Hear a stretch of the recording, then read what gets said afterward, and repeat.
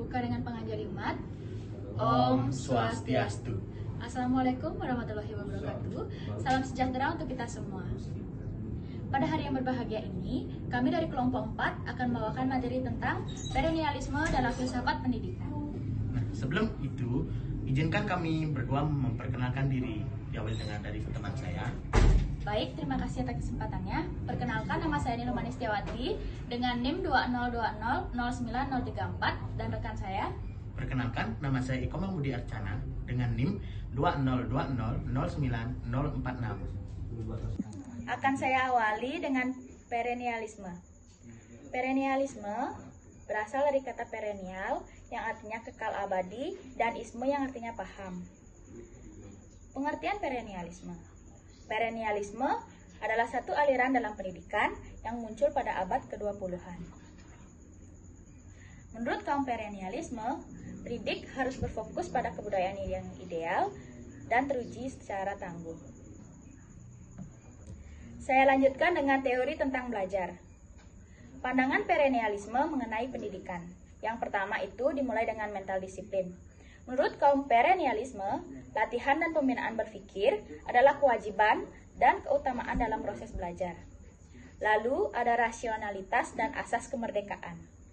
Makna kedua kata ini adalah otoritas yang berpikir harus disempurnakan dan menjadikan manusia menjadi dirinya sendiri. Dilanjutkan dengan learning to reason atau belajar untuk berpikir.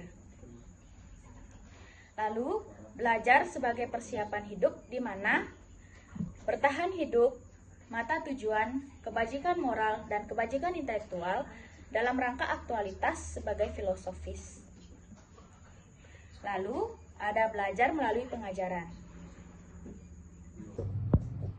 Teori atau konsep pendidikan perennialisme dilatar belakangi oleh filsafat-filsafat seperti Plato sebagai bapak idealisme klasik, Aristoteles sebagai bapak perennialisme klasik, dan filsafat Thomas Aquinas yang mencoba melakukan perpaduan antara filsafat Aristoteles dengan ajaran gereja Katolik yang berkembang pada zamannya.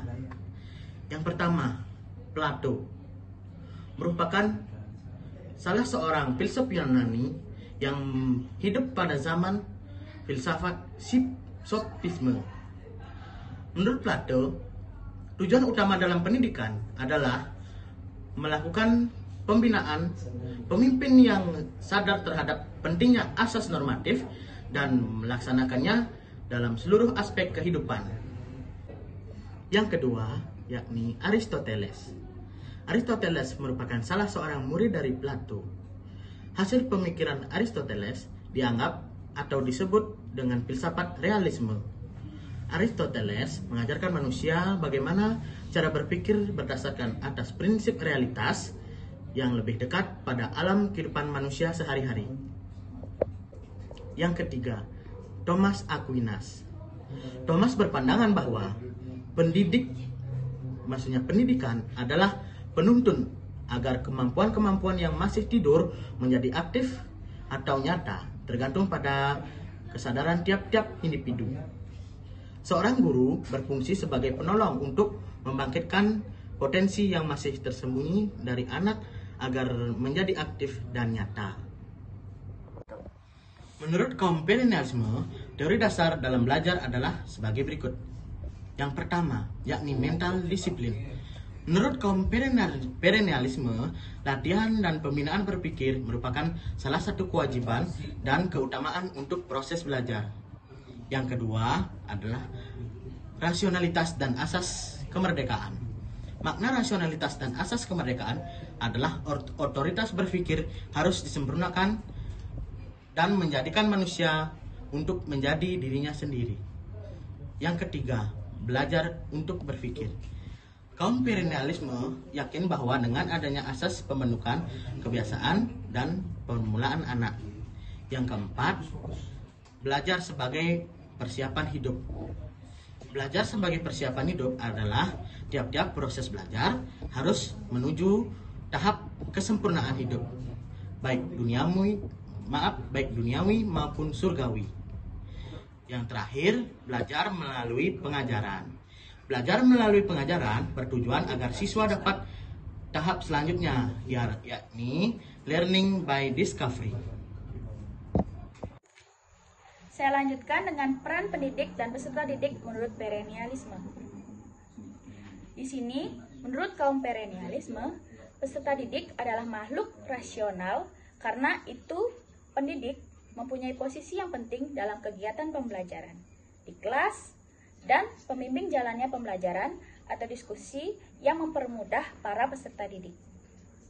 Peserta didik juga dianggap bahwa mereka sudah memiliki potensi dari lahir yang harus diarahkan, dibentuk, sehingga peserta didik dapat menciptakan kebenaran-kebenaran secara tepat. Saya lanjutkan dengan pandangan perennialisme mengenai kurikulum. Yang pertama, pendidikan dasar dan menengah. Hal ini adalah persiapan kehidupan di dalam masyarakat. Dasar pandangan ini berpangkalan pada ontologi bahwa anak ada dalam fase-fase potensialitas menuju aktualitas dan menuju kematangan. Lalu ada kurikulum sekolah menengah. Di mana di sini kurikulum ini sudah mencakup kurikulum pendidikan dasar bagi anak 12 hingga 20 tahun.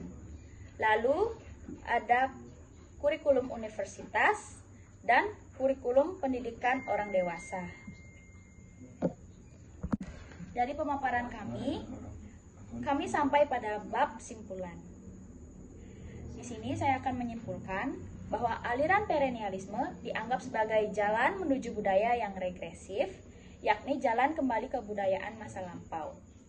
Pandangan perennialisme mengenai belajar dengan mendasarkan pada teori belajar, mental disiplin sebagai teori dasar, rasionalisme sebagai kemerdekaan, dan belajar untuk berpikir, serta belajar sebagai persiapan hidup. Perennialisme juga memiliki formula mengenai jenjang pendidikan beserta kurikulum, yakni pendidikan dasar, sekolah menengah, pendidikan tinggi, dan pendidikan untuk orang dewasa. Sekian presentasi dari kami. Apabila ada kesalahan kata, kami memohon maaf yang sebesar-besarnya. Sekian presentasi dari kami. Saya tutup dengan Parama Santi. Om Santi Santi Santi Om.